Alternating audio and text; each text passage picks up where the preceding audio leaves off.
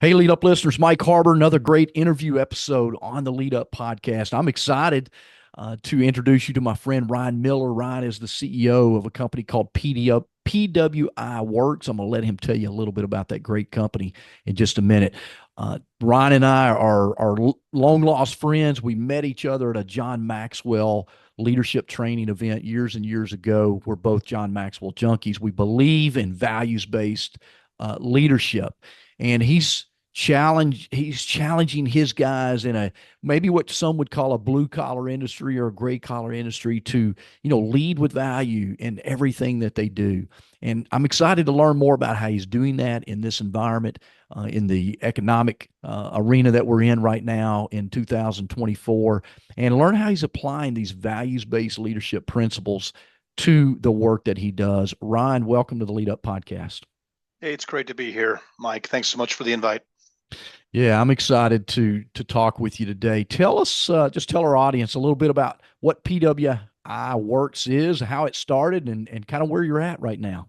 Yeah. So just to clarify, there, PWI Works is our website, and the company name is actually just PWI, which stands for Paul's Welding Incorporated. That was my dad's name, Paul.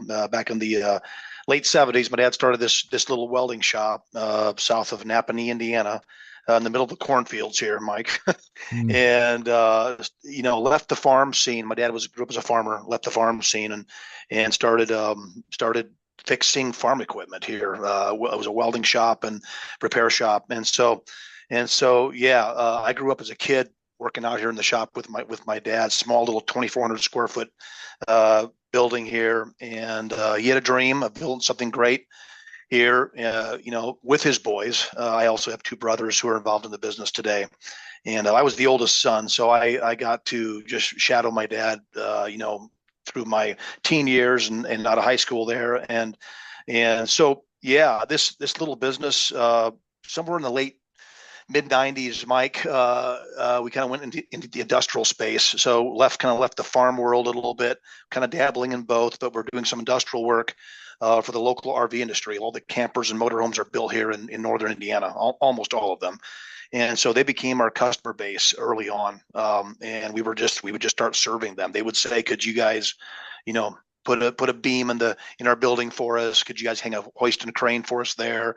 Could you guys build a mezzanine and a stairway for us?" We said, "Absolutely, we can do that stuff for you." And so so it just came by us serving customers. And but let's fast forward, to about a decade ago. My dad passed away about 7 years ago now, but about a decade ago, we kind of had to figure out what we were doing and who we are as a company. We were doing everything for everybody.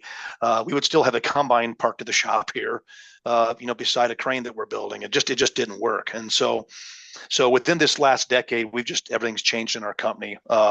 Specifically in the last 5 years, we've just started saying no to things we're not great at. Right. Mm. So we were good at a lot of things. The Good to Great book was very impactful in my life. Also, Pat Lencioni talks about, if everything's important, then nothing is. And so we were trying to make everything important and every customer important, but we couldn't. It was impossible to do that because we were not good at taking care of all of them. Uh, so just to give you a little idea what's happened in the past um, decade here is we've went from under 60 employees 5 years ago to over 160 today. We've went from, um, you know, 10, 15,000 square feet a decade ago to 230,000 square feet as of this past year. So we've been under construction a lot in the past decade. So with that, Mike, we've just kind of made a laser focus on who we are and what we do now. We've said this is who we want to serve. We want to serve manufacturers across the country. We want to offer them overhead cranes, mezzanines, and fall protection systems. Those are the three. We call it the big three. That's what we focus on. That's who we are. It's all we do. And we literally had to say no to to all the other customers that we were serving before that. And so we don't. It's not who we are. We recommend you go to this company X, over here. So hope that helps you a little bit understand what the journey has been here for us. I love it. Paul's welding, you know, and to Yeah, to where you're at now. I mean, what a journey, right? That's the true American dream, a farmer who yeah, had a yeah, skill in welding Yeah. fixing tractors and bush hogs and There you go. Manure combines. spreaders. Don't miss the manure spreaders there as well. Yeah, those kind of Yeah. things, right? To a major, manufacturing fabrication shop now, which is incredible. That's the true American dream. I'd like to talk with you because I think what will help our listeners is how did you come to the conclusion that we needed to say no to some stuff to say Mm, yes to the better, right? Say no to the good, but say yeah. yes to the great. You brought up the book Good to Great, but how did Yeah. how, how did you make that decision, come to that conclusion, and then what were the wrestling matches that had to be Mm, made in the wow. leadership of the organization? What a great question, Mike. Wow. I would say it was the frustration. It was the fact that we recognized the fact that we're not good at it all, and it caused frustration. We couldn't streamline any processes because it was impossible to do so when you're doing everything. You really can't be great at all those things and have a really or profitable in all those things because you never get to a streamlined process in those things. So whether it's a sales process, an engineering process, um, when you're building, um, everything, if it's steel and you do it, compared to we build cranes and mezzanines and fall protection, those three lines.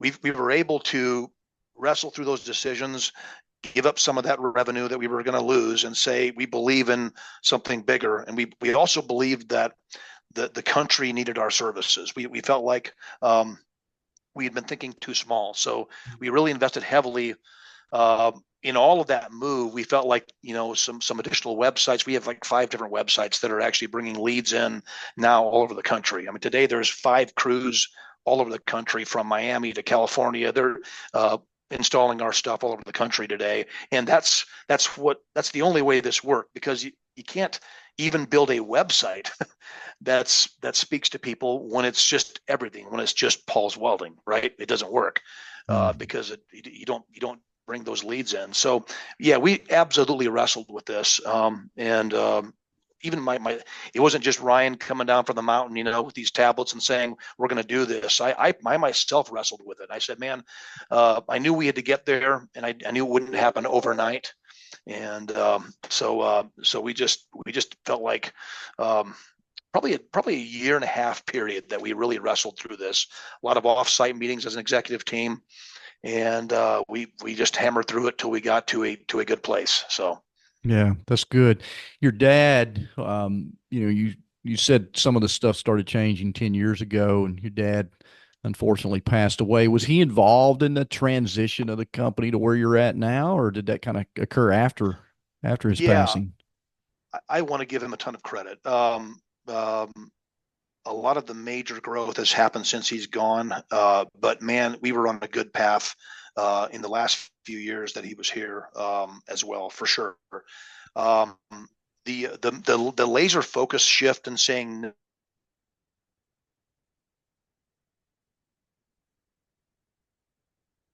Hmm. products. My dad's big thing was about building a great product line, and so he's very much on board with that. And then doing the right thing for the customer every time, regardless of the cost. That was his. He was a relationship guy. We're going to do the right thing. So integrity and a good product line. So he had the engineering brain, like my brother does now. My brother Darren is my second brother, and he's in engineering, and kind of took my dad's spot in as the VP of engineering. And so yeah, Dad did a really good job of not even fighting me or my brothers on the direction of the company. He did not. He held very loosely to his opinions on where the company should go. He saw our drive as young men, and gave us good advice when we were wrong, but really let me at a young age start leading and making decisions with where we were going, especially on the sales side of things. I was a sales guy for years here, and so before my role today. So yeah, that's what I'd have to say about that, Mike. That's good. John Maxwell teaches in one of his books, I think it's 360-degree leader, but he talks about when the leader leave, right? And what he was talking about is when the leader retires, they need to retire and then let the next leader Yeah. take take the reins, right? That's right. That's So right. talk to me a little bit about that transition from your dad's leadership of the company to you, and did you become the CEO of the company before his passing, or was that just kind of you that happened after the fact? Yeah, it was after the fact. At least in title, Mike, it was after the fact. My dad would have been the CEO till he passed away, and I was the president at that point. So it meant my dad was really there for the big high level decisions about spending $1 million on a property or a building addition or whatever those things were. But the daily operations were me even before he passed away. But I'll tell you, I felt this massive loss that I didn't expect to feel when he was gone. In fact, I that's when I would say I was a really good boss. Mm-hmm. Before my dad passed away, I was a terrible leader, and Mm-hmm. so really what happened is I picked up the phone and called some people. I got invested in different things like Entree Leadership, which is Dave Ramsey's organization. John Maxwell, of course, which is where I met you a year or so later. But I called for help. I just said I can't do this. I just felt this massive loss. Like there was nobody else coming to rescue me anymore. Like I'd always go in his office and say, "Dad, what do you think about this? I think we're doing this. Am I crazy? Is this pricing feel right to you? Or we're gonna buy this new piece of equipment. How do you feel about that?" And we would just have that dialogue. And I had my brothers, and they're great. We get along most days, but it was still that gray hair. We lost all the gray hair here, and I was, in my mid 30s. My brothers were my youngest brother was in his 20s. So we were young. So yeah, I the transition was tough, and the fact that I really felt that loss, and so I had to get other mentors in my life to really replace that and start growing for the first time ever as a leader. I didn't read books, Mike. I didn't listen to podcasts. Mm-hmm. I did none of that 10 years ago.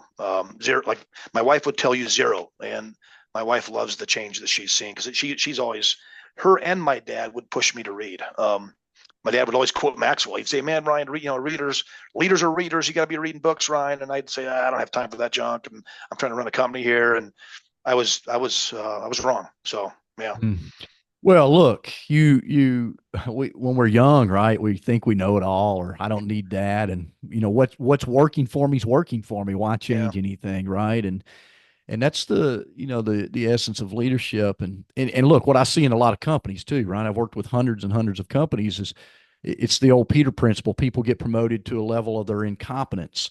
mm, And for you, great manager, great doer, great teller, but then you realize, ooh, I got to learn to lead, which is completely different than just telling people what to do, right? amen. Um, so So so true. let's talk about that. What has shifted for you as a leader, as a company, since kind of stepping into this personal growth journey? Because you're not only you're trying to grow a company, you're trying to grow the leader of the company, which is you, right? It's all right. Very, very true. Very true. Yeah. Yeah. I would say, Mike, everything's changed. Our company doesn't even look the same at all as it did 10 years ago or even 5 years ago, honestly. So yeah, when I started investing in myself and growing and even some of that didn't go over great with my brothers initially. They were like, "Yeah, let's just run a company here," and yeah, I would travel to a conference or whatever and try to get people to read books. It didn't all happen overnight or get accepted very well overnight. And so with me growing as a leader, of course, I'm shoving books down people's throats, and I have a whole library of books, and I'm saying, "Guys, we got to read these books." And that's hard sometimes because not everybody's on the same. I had to realize that, and that doesn't make me better than them. It just means I was that guy a few years before, right? So, yeah, it really, really everything changed. I came back from some of those first conferences and we literally wrote core values for the first time ever, wrote a mission statement for the first time. We started with just some really intentional values based training to our team. Just recently, Mike, we started transformational roundtables, which started with a John Maxwell idea, and so this idea of teaching values, or sitting around tables together, learning about honesty and integrity and humility, and being better husbands and fathers and leaders. And so I'm buying lunch for these guys, and I'm leading a group, but there's also 4 or 5 other guys leading groups as well, around lunch break tables, and we're sitting down talking about all these values. And I tell you, we have seen an unbelievable shift in the culture here. And so I got to tell you, even after I started reading this stuff, I kind of did the core values. I'm looking at the core values above my screen here right now, and there's 10 values, and I did it kind of to do it. It was the right thing to do. I was told to do it. I was trained to do it, and we did it. And we thought a lot about it, but I kind of did it because I felt like it was something we should do, right? It has become so much more than that. Like it's become everything. It's like we talk about values every single day. Like what do we do in this case? Well, we have generosity, so we're going to do the right thing. We're going to help with the Hurricane Helene. We already have. We're going to do that. We're working on building a truckload to go down there, and we've sent other supplies down there already with people. And so, integrity, value number 4 is we do the right thing in every case, regardless of the cost. And so there's not really, my leaders don't have to come to me anymore and say, what do I do? We're off 18,000 on this project. The quote says we would supply this, but man, the sales guys missed it in the quote. Trust me, that stuff happens, and it's gut wrenching, right? But we do the right thing.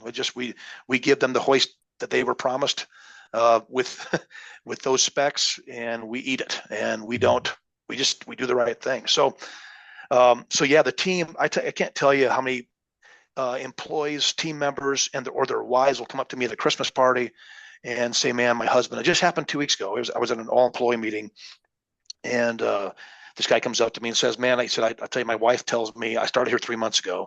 My wife tells me I'm a completely different person. She said, you used to have, you're cussing and swearing, your language, your attitude at home, you're just a different guy. And that, I love hearing that. And so we just have actively done all the things that I've been taught to do with people that are smarter than me, doing monthly all team meetings. So I talk to all the team members. We spend an hour every Monday, first Monday of the month, and we talk about where we're at, where we're stuck, where we're winning, where we're losing, where we're heading as a company, the crusade that we're on. And so all those things makes this a great place to work now, where it really wasn't that great 10 years ago. We were a bunch of welders that tried to build stuff, and so yeah, it's been absolutely transformational in every way as a company. God, I love what you're laying down, Ryan. And I've got a couple programs I teach. One's called Elite Leadership, and the first lesson in elite leadership is to know what we stand for, right? Know what our mission, our mission statement as a leader is. And then in my Quit Losing Talent work I do, we have a principle we teach and lock, target check your values. Mm-hmm. If we want to lock people in, right, we need to, as a leader, number one, we need to know what we stand for. And as a company, we need to know what we value. And then teach people that, right? And that gets people locked in, because that guy you just talked about that's been with you 3 months, his wife, his family's benefiting from that. Odds are there's not another company out there in your area that's doing what you're doing internally, and he'll never leave you. Like, he'll never leave. If he did, he can't wait to get back, right? Because the culture keeps him locked in. So talk about that with your attraction of people, or keeping people, or calling people up, like you got a bunch of blue collar guys, right, that are probably cussers and spitters and those kind of things. Yeah. How has that helped you call them up to a different level of not only leadership and performance at work, but living in their own lives? Yeah. The one thing I do is I do a new hire lunch every quarter. So all the people that get hired every quarter, I do a lunch. We call it lunch with the CEO, and I buy lunch, and we have a big party there. I talk for 2.5 hours about who we are as a company, and they already went through onboarding by that time and all that. But So they've seen some videos of me talking and other things, but they never really met me yet, usually in those cases. So this could be a sales guy, an engineer, and two welders and a service tech, and so they're in there. And so I always talk about, man, I asked them, I said, what do you guys think? You guys have been here for 30 days, 90 days, whatever it is. What do you guys see since you're here? And they'll literally just go off about what they came from, where they worked, and they said they just can't believe it. People were helpful when I got here. People were helping me with my uniform shirts. They were helping me with whatever it was. And so people are just so nice. I mean, I just didn't know it was this way. So I always say it's different, right? We're different. They say absolutely this place is different. I said, well, then don't screw it up, because it's you guys, you newbies coming in here are the first ones that will screw it up, because I'm telling you, this culture is different by design. And so some of you won't make it to 90 days, and they don't always make it because you are the cussers and the spitters, right? As you said. So we don't want donkeys here. Don't come in here being a donkey, and we don't want that here. We want thoroughbreds that are here to win the race together. We're team members, and we're on a crusade. We're going somewhere here, and we're doing that.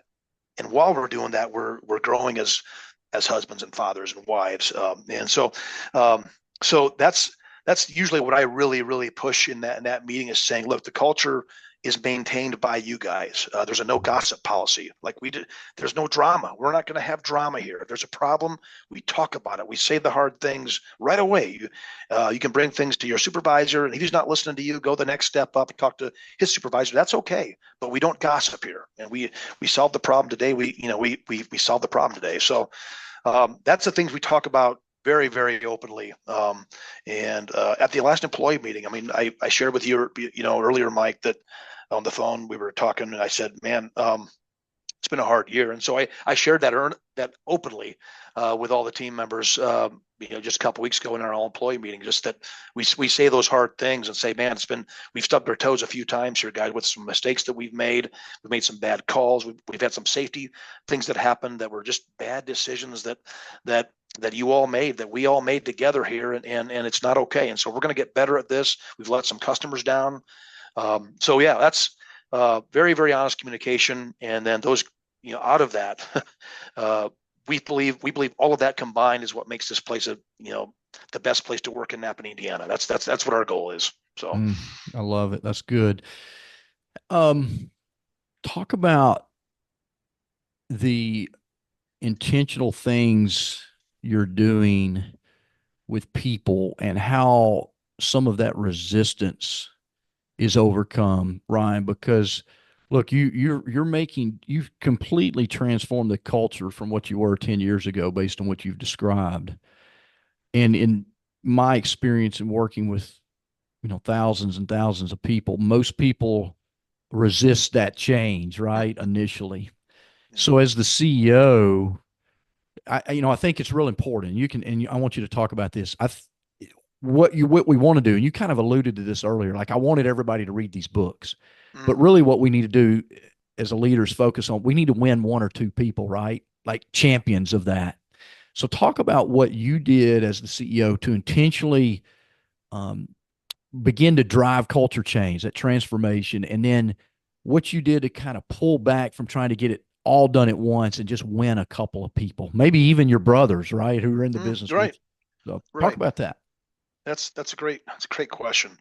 Because I'm very driven, Mike, and I want answers now. I want results right now, and that's how I think. And I want to move today. And so I had to learn patience, because it just didn't happen overnight at all. And so, yeah, the toughest part of what you just said is that not everybody that was here 5 years ago is still here today. And there is just definitely some people, Dave Ramsey talks a lot about the bus, and we're all on this bus together, and the bus is going to go around the corner, and some of you are going to fly out the window, and it sucks. It's hard. It's really hard. But but I don't apologize for that, because I know we're going there. We're going this way, guys.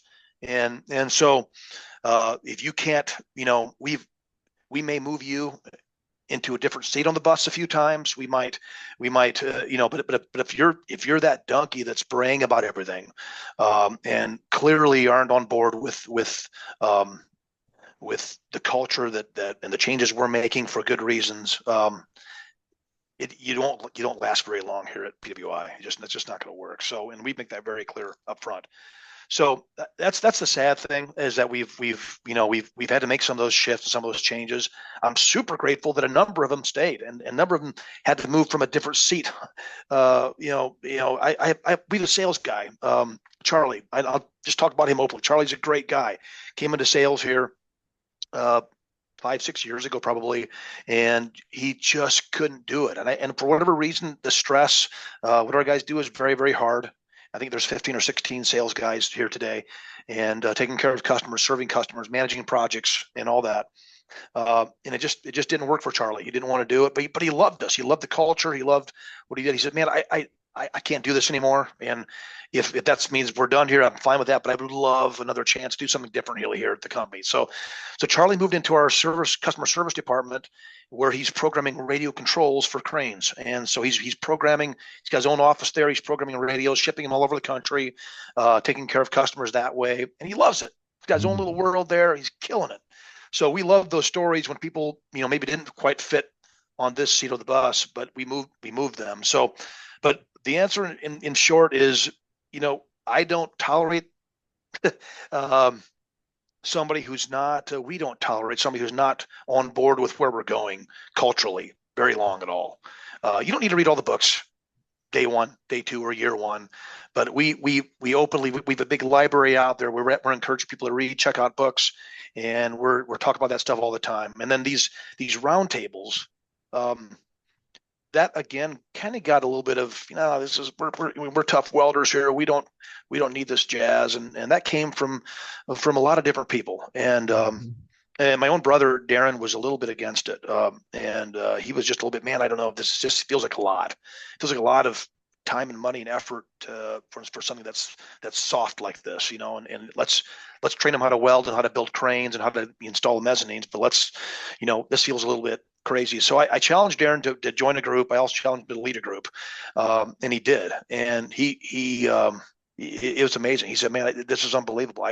We've got guys talking about suicide in their family, and guys looting. It was unbelievable. It was unbelievable what came out of this tough. The one lesson is hope. And this one guy looks at me one day and said, "Man, Ryan, I don't have any hope." He said, my wife left me, and I'm having struggles with my daughter, and the one guy's daughter's, cutting herself, and that's kind of stuff we're dealing with here. It's real life stuff. And so if I can pull them along, and now I have a lot of leaders pulling it's not just Ryan pulling anymore. Now they've seen what this does, and they're championing this stuff now as well. And they're handing books out saying, "Man, I just heard the other day that my one leader is they're doing a book study together." And I've never done a book study besides these roundtables, but they're doing a book study together. They're meeting once a week, talk about it. And I was like, that is so cool. I had nothing to do with it. I didn't even suggest the book. I've read the book, but I didn't even know that they're taking that book and running with that. So that always makes me so happy that the crusade is moving forward, and it's not just Ryan preaching the sermon, I guess. Man, I love that. You made my eyes sweat a little bit. Because when you think about, guys, one of the greatest things I've ever personally done in my own life, Ryan, is I got involved in men's ministry when I was in 1999. I got out of the Army in 1998, and I was kind of looking for a band of brothers, so to speak. Yeah. When you leave sports or you leave the military, you kind of leave that camaraderie. Yeah. And I'll never forget, man, I was reading the sports page in the newspaper, when there were newspapers were such a thing, right? And there was an ad in there for men's fraternity that was started by this guy named Robert Lewis. Robert's pretty well known around the country from a men's ministry standpoint. But I got involved in these groups where men got together and started talking about life, like marriage and challenges in marriage and raising kids and all the other like addictions they were battling and everything, right? And it literally changed my life, Ryan, because man, I was an athlete, college athlete, left the Army after 6 years, trained to do what Army guys do, right? And tough guy, never talk about, your weaknesses, never talk about the change. You got them, right? You got them. But, Oh, it again put me in a place where I could begin to deal with some challenges in my own head. And then, it transformed my ability to be a better husband, better father, better leader. And then obviously, following John Maxwell as I've have for a number of years as well, just all of that together. But man, this is the thing. And I talk about this in my book, Quit Losing Talent, is people will stay with us if they feel like we value them. And what you're so doing in true. those roundtables is those guys feel valued, right? Yep. They don't just they're not just seen for the welding that they can do. They're That's seen right. for the life that they can live, right? And Yeah. that's in a environment that you're in. I just love that you're pressing the envelope on those kind of things because we need it. We need it in the world more than anything. Like you've used the term crusade a lot of times today. I mean, we got a lot of challenges in the world, and That's right. That's right. it requires leadership to do that. And we need men and women. We need men especially to stand up and lead Amen. more effectively in their workplaces and in their homes, to be able to do that, man. So what you're doing is it's incredible work. And I just love that you've shared that with us. I just want to, ask one more question, Ryan, as we wrap up, because I know you got things to do, but let's talk about, creating systems that do transform it. One of the things, I don't know if you're a college football fan, but Nick Saban talked this weekend. I don't know if you saw him talk about when things changed for him as a coach is when he changed from being a transactional leader to a transformational leader. Did you see that? Or you I've heard him speak live, but I missed this last weekend. So No, that he's was talking about amazing. this on game day on Saturday, right? And he said, before 1998, I think is what he said, I was a transactional leader, meaning if we lost, I could tell you all the things you did wrong. I'm yelling, screaming at you, those kind of things. There was really no love in my correction or my coaching.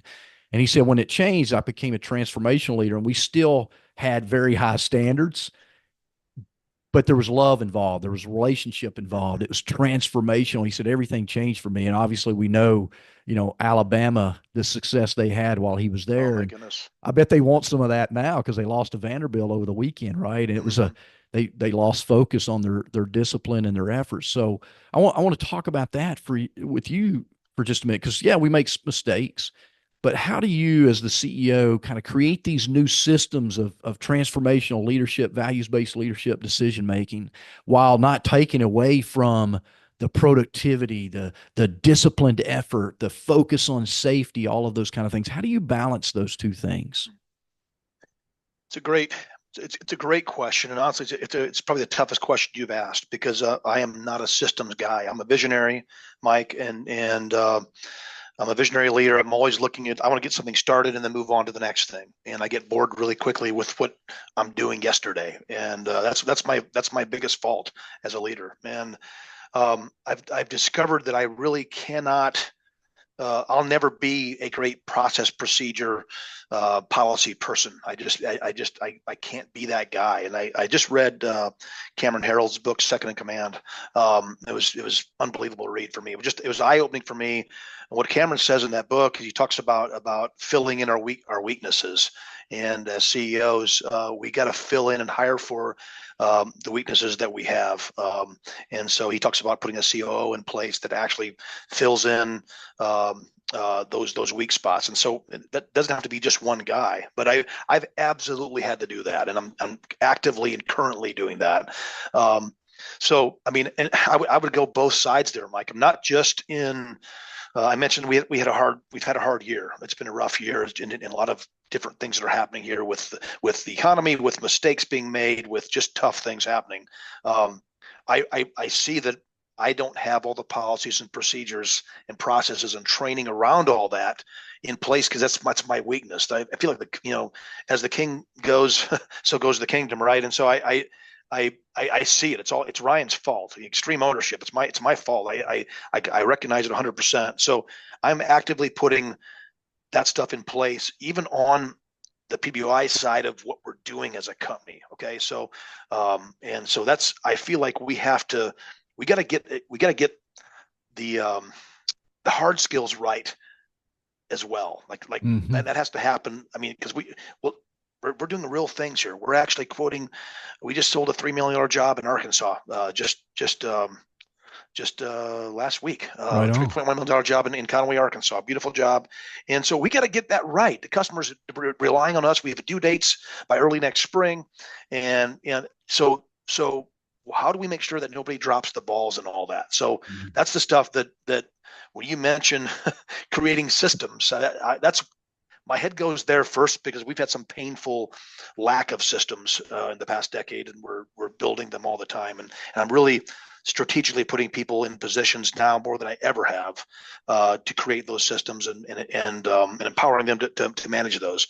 And then also on the maybe the soft skill side, where we're talking about the round tables and all that stuff there.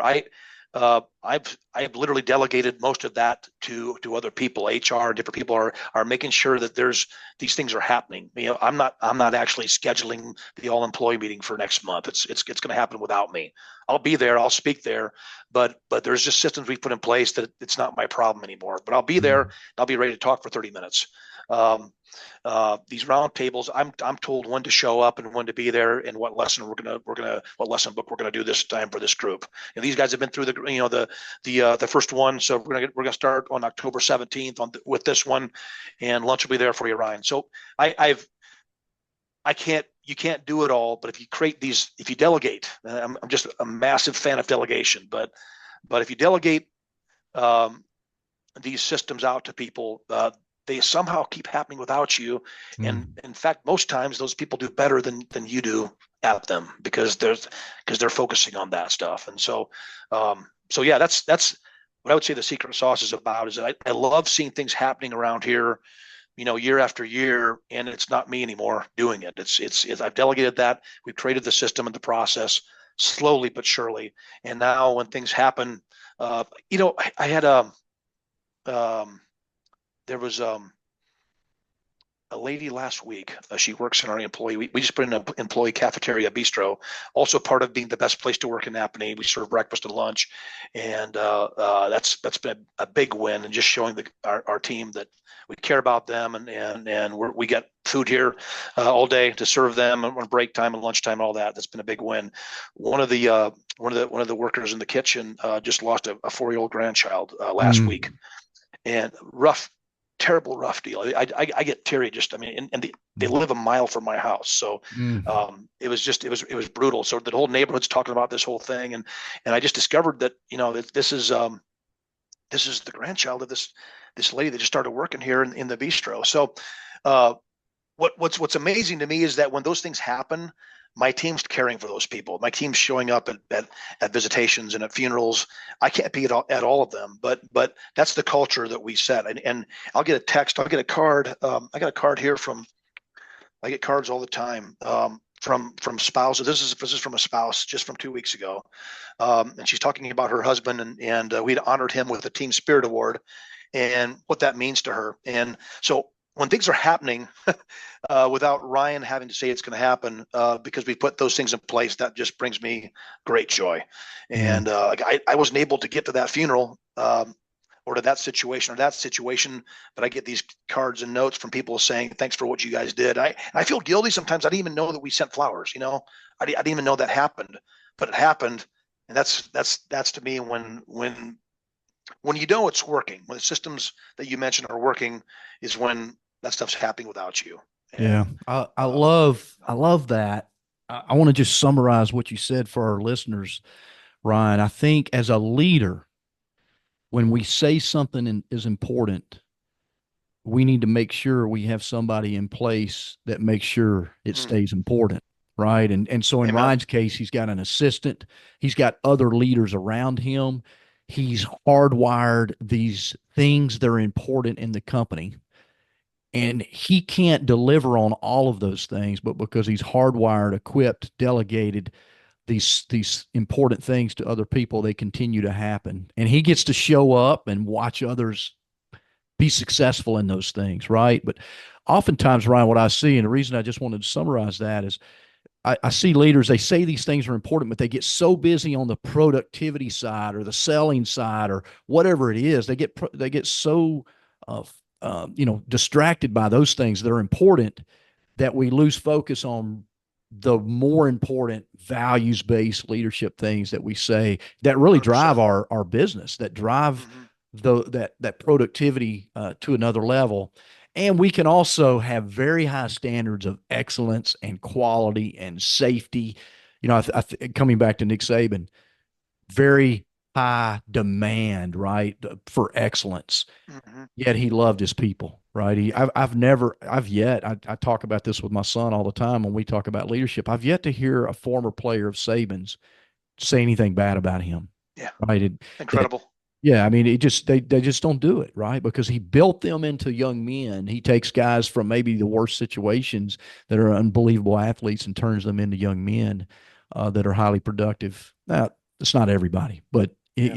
they just don't talk bad about him. So I love what you're doing, but the principle here as a leader is you don't have to do everything. If it's Yeah. important, find Yeah. somebody that can keep that thing going for you, and then say, Ryan, you need to show up here, or Ryan, you Yeah. got to show up, Yeah. or Ryan, we've got somebody on our team that lost a grandchild. Yeah. You need to send them a Yeah. card, or you need to go see them, or whatever. Right? We make sure that we have someone on our team that keeps those things Yeah. on the forefront for us while we're also driving That's right. results and the That's business right. at the end of the I got, day. I got a chance to meet Jim Blanchard. He was the president of Synovus Bank, and he was greatly influenced by John Maxwell and friends with John. And I got to ask him personally about this story, and he talks about his Synovus Bank struggling and struggling in culture, struggling in just performance in general. And his story is that John encouraged him heavily to focus on the culture only. He said, dive in, forget about the nuts and the bolts of this banking business. Build your team, build the culture, and Jim's stories. Jim will get teary eyed just talking about this, but he says, in within 4 years, Forbes named them number one bank in America, and they held that title with Forbes for the next 10 years. After he started focusing on the culture, and they're a massive bank. I don't know how many hundred branches they have. They're very very large across the U.S. So I I came back from that from talking to Jim about that a few years back. I said, it's crazy, but either we do this, either we make this the number one important thing, or we don't. We can talk about it, we can say we believe in all this stuff, but I had to physically put systems in place to make sure this stuff is going to happen, and again, put my money where my mouth is at. Right, so it's it's a great question you asked, and it's a great reminder for me to keep doing that in all areas of the business to make sure that we're staying true to that.